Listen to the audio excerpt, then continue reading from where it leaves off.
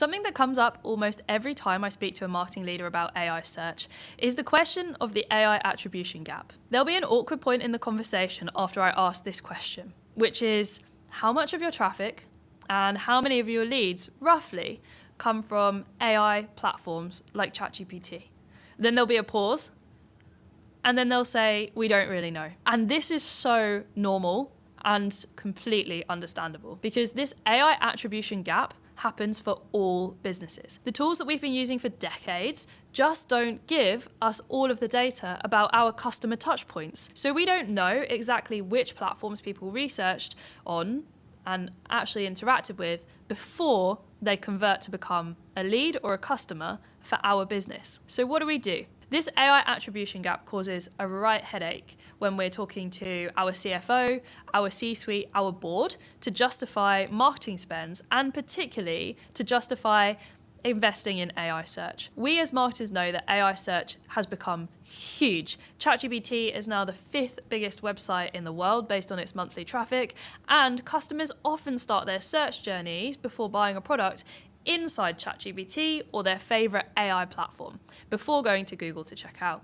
But this is exactly the problem. We don't know when someone started their search journey in ChatGPT because there's two possible outcomes. The first is that ChatGPT does track them. ChatGPT links to a business, and then therefore, when that person shows up in Google Analytics, they are seen as being referred from ChatGPT. What happens most of the time, however, is what we call dark traffic. When ChatGPT doesn't link the brand, and actually someone might copy and paste their name into Google or search for them later, and we're unable to see that a visitor came to our website directly from ChatGPT or another AI platform.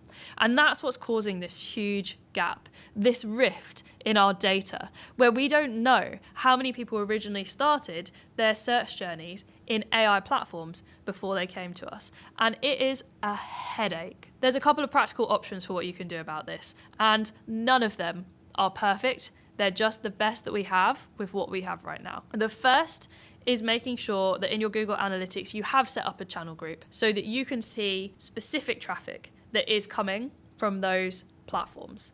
That's a great place to start. The second is analyzing your direct traffic in Google Analytics. Has it increased over time? Has it changed significantly? What's going on in there? By auditing this, we can get a bit of a better idea of what might be happening in our traffic. And if we have seen huge increases over time, then amazing. We probably know that AI search is actually influencing some of those journeys. The third is a simple one. It sounds like a no-brainer, but it's actually to keep track of your visibility inside AI answers. And you can do this manually by just searching your business inside ChatGPT, Gemini, Perplexity, and other AI platforms and seeing how often you come up.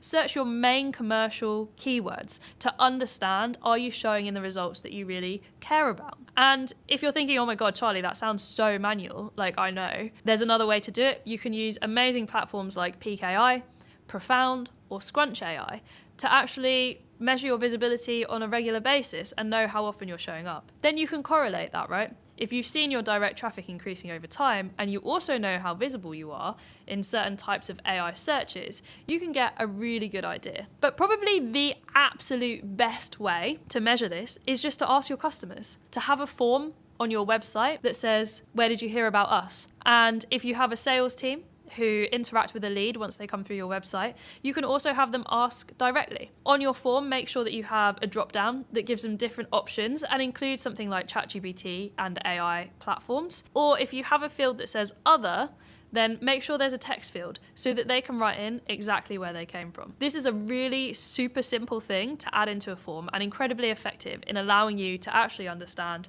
where leads may have come from if you're the type of business that actually generates leads through your website. If this has been useful, and you're thinking that you need a hand managing your AI attribution gap, then get in touch with us at exposureninja.com, and one of our marketing consultants will have a chat with you about what's going on in your Google Analytics data, what types of things people might be searching in AI, and they can help you see how visible your business is in AI right now.